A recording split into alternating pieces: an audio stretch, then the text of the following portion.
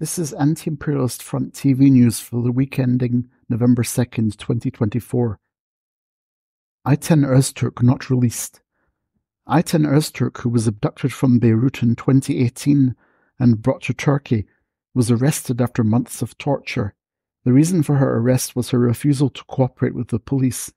AYTEN, who had nearly 1,000 scars from the torture she was subjected to, was placed under house arrest after being held in isolation prisons for years. After 2.5 years of house arrest, she was detained and arrested again on February 6, 2024 by special police forces. During her imprisonment, her life sentence was upheld on the basis of the testimony of a police collaborator witness. Recently, her current detention case was held, but despite all the unlawfulness, she was not released again. Fascism in Turkey continues to torture AYTEN OZTURK. AYTEN OZTURK is a person who should be supported by everyone who stands for justice in the world. Let us continue to stand in solidarity with AYTEN OZTURK. AYTEN OZTURK's next hearing is January 15th, 2025. Hunger strikes continue in Turkey and Greece. Abdurrahman Aziz Arslan, a prisoner in Burdur high-security prison, has been on hunger strike for nearly 50 days, demanding his release from the severe isolation cells. We had previously announced that many prisoners were transferred from these cells to prisons with their comrades as a result of their hunger strike resistance. Arslan is a revolutionary focused on victory, just like his other comrades. Isolation is one of the main weapons of attack used against revolutionaries all over the world. We will continue to stand by the revolutionaries resisting isolation. Ali Ercan Gökoğlu, one of the revolutionaries in administrative detention in Greece, is still unlawfully imprisoned when he should have been released. He and another revolutionary from Turkey, the prisoner Hazal Seçer, are being held hostage. The deportation order against them means handing them over to Turkey, where they will be tortured. Gökoğlu has been on hunger strike for 1 month against all the unlawfulness.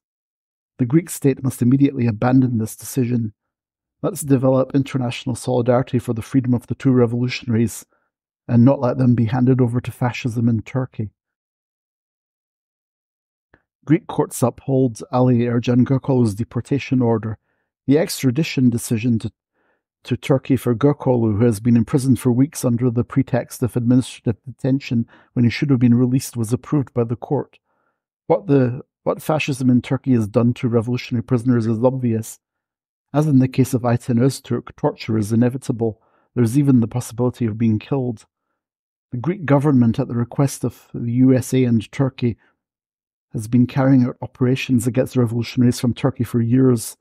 It wants to take this to the next level and extradite them to Turkey.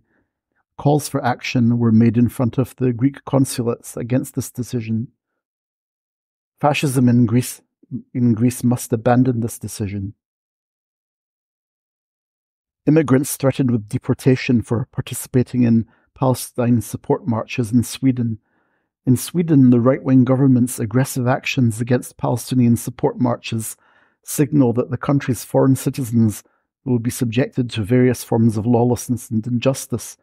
According to a statement made by the Minister of Immigration, Johan Forsell, immigrants who have been granted temporary residence in Sweden or who have a pending residence application and who participate in marches in support of Palestine will be deported under the new terrorism laws if they carry symbols or praise the leaders of Hamas, Hezbollah, or the PFLP, which Sweden recognizes as terrorist organizations.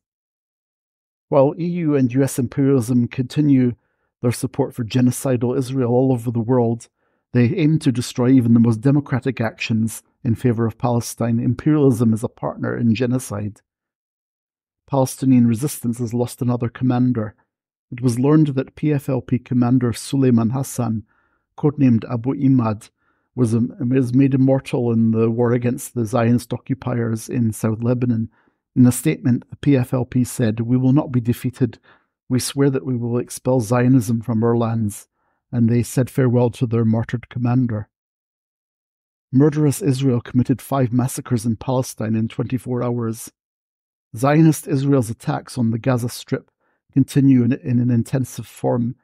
In the last 24 hours, 96 Palestinians were killed and 277 were wounded in 5 separate attacks in Gaza. In total, 43,020 Palestinians have lost their lives, and the number of wounded has reached 101,110 since the 388 days since the attacks started. Ambulances and civil defense teams have difficulty reaching many Palestinians under the rubble and on the roads waiting to be rescued.